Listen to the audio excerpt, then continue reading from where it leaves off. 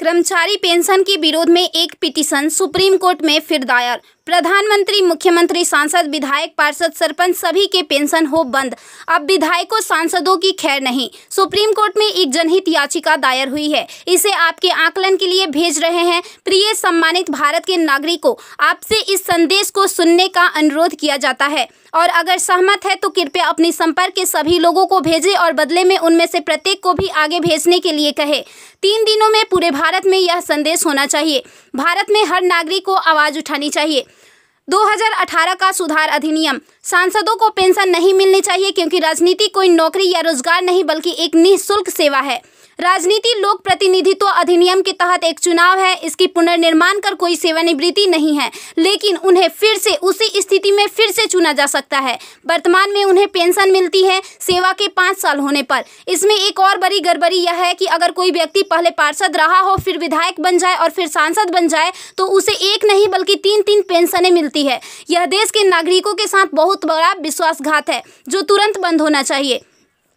केंद्रीय वेतन आयोग के साथ संसद सदस्यों, सांसदों का वेतन भत्ता संशोधित किया जाना चाहिए और इनको इनकम टैक्स के दायरे में लाया जाए। वर्तमान में वे स्वयं के लिए मतदान करके मनमाने ढंग से अपने वेतन व भत्ते बढ़ा देते हैं और फिर उस समय सभी दलों के सुर एक हो जाते हैं। इसके उल्टा जो व्यक्ति अपने जीवन काल में 30 या 40 वर्षों तक शासकीय सेवा कर सेवानिवृत्त होता है, उसकी पेंशन बंद कर दिया जाता है। सांसदों को अपनी वर्तमान स्वास्थ्य देखभाल प्रणाली त्यागनी चाहिए और भारतीय जन स्वास्थ्य के समान स्वास्थ्य देखभाल प्रणाली में भाग लेना चाहिए। इलाज विदेश में नहीं, भारत में होना चाहिए। इनका अगर विदेश में करवाना है तो अपने खर्च से करवाए, अन्यथा मर जाए। मुफ्त छूट, राशन, बिजली, पानी, फोन बिल जैसी सभी रियायत समाप्त होनी चाहिए। वे न केवल ऐसी बहुत सी रियायतें प्राप्त करते हैं बल्कि वे नियमित रूप से इसे बढ़ाते भी रहे हैं। अपराधी नेताओं को चुनाव लड़ने से रोका जाए। संदिग्ध व्यक्तियों के साथ दंडित रिकॉर्ड, आपराधिक आरोप और दृढ़ संकल्प अतीत या वर्तमान को सांसद से प्रतिबंधित किया जाना चाहिए। कार्यालय में राजनेताओं के कारण होने वाली वित्तीय हानि उनके परिवारों, नामांकित व्यक्तियों, संपत्तियों से वसूल की जानी चाहिए। सांसदों को भी सामान्य भारतीय लोगों पर लागू सभी कानूनों का समान रूप से पालन करना चाहिए।